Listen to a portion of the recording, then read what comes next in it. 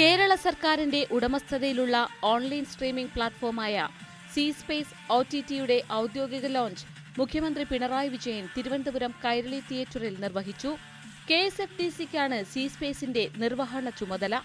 പ്ലാറ്റ്ഫോമിലേക്കുള്ള സിനിമകൾ തെരഞ്ഞെടുക്കുന്നതിനായി 60 അംഗ ക്യൂറേറ്റർ സമിതി രൂപീകരിച്ചിട്ടുണ്ട്. ഇവർ ശുപാർശ ചെയ്യുന്ന സിനിമകൾ മാത്രമേ സി സ്പേസിൽ പ്രദർശിപ്പിക്കൂ. ആദ്യഘട്ടത്തിലേക്ക് 42 സിനിമകൾ തെരഞ്ഞെടുത്തു.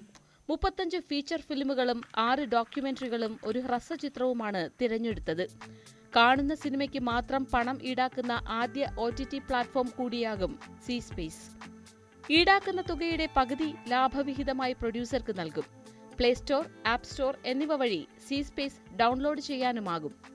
അവാർഡ് നേടിയ B32 മുതൽ 44 വരേക്ക് പുറമെ അവാർഡ് നേടിയ സിനിമകൾ ഉൾപ്പെടെ 42ഓളം പ്രശസ്ത ചിത്രങ്ങൾ ഈ പ്ലാറ്റ്ഫോമിന്റെ ഭാഗമാകും. നിഷിദ്ധോ സി സ്പേസിൽ OTTയിൽ ഉടനുണ്ടാകും. ശ്രുതി ശരണ്യം സംവിധാനം ചെയ്ത B32 മുതൽ 44 വരെ, താര രാമാനുജം സംവിധാനം ചെയ്ത നിഷിദ്ധോ എന്നിവയുൾപ്പെടെ കേരള സ്റ്റേറ്റ് ഫിലിം ഡെവലപ്മെന്റ് കോർപ്പറേഷന്റെ ധനസഹായത്തോടെ പ്രശംസ നേടിയ സിനിമകൾ പുറത്തിറങ്ങുമെന്ന് റിപ്പോർട്ടുകൾ സൂചിപ്പിക്കുന്നു. സി സ്പേസ് OTTയുടെ ആദ്യഘട്ടത്തിൽ പ്രദർശിപ്പിക്കുക ഈ ചിത്രങ്ങളാകും. ചിത്രങ്ങളുടെ ഔദ്യോഗിക റിലീസ് തീയതികൾ ഇതുവരെ വെളിപ്പെടുത്തിയിട്ടില്ല. മലയാള സിനിമയുടെ പരിപോഷണത്തിനും വളർച്ചയ്ക്കും ഉതകുന്ന ഒരു പുത്തൻ ചുവടുവയ്പായി ഈ OTT പ്ലാറ്റ്ഫോം മാറും എന്ന് തന്നെയാണ് പ്രതീക്ഷിക്കുന്നത്. ഹ്രസ്വചിത്ര പ്രദർശനത്തിൽ നിന്ന് തുടങ്ങി സിനിമാ പ്രദർശനത്തിൻ്റെ ചരിത്രത്തിലെ വർത്തമാന കാല ഏടായി മാറുകയാണ് OTT പ്ലാറ്റ്ഫോമുകൾ. മാറുന്ന ആസ്വാദന രീതികളുടെ പുത്തൻ സങ്കേതങ്ങളാണവ. ഇന്ന് സിനിമ നിർമ്മാണത്തിലും വിപണനത്തിലുമെല്ലാം ബഹുദൂരം മുന്നേറിയിരിക്കുകയാണ്.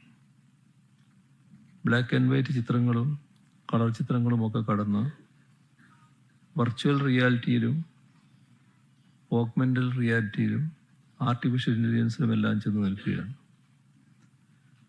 സിനിമാ പ്രദർശനത്തിലും ആസ്വാദനത്തിലുമെല്ലാം ഇതിന് സമാന്തരമായ മാറ്റങ്ങൾ ഉണ്ടായിട്ടുണ്ട്.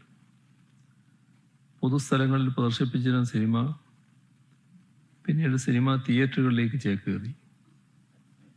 സിനിമ കാണുന്നതിനായി പ്രേക്ഷകർ തിയേറ്ററുകളിലേക്ക് എത്തി.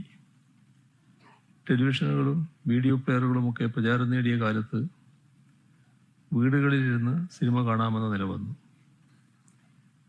ഇൻ്റർനെറ്റിൻ്റെ കാലം എത്തിയപ്പോൾ സിനിമകൾ നമ്മുടെ ഇഷ്ടം പോലെ തിരഞ്ഞെടുക്കാമെന്നും എവിടെയിരുന്നും എപ്പോൾ വേണമെങ്കിലും കാണാമെന്നുമുള്ള അവസ്ഥയുണ്ടായി.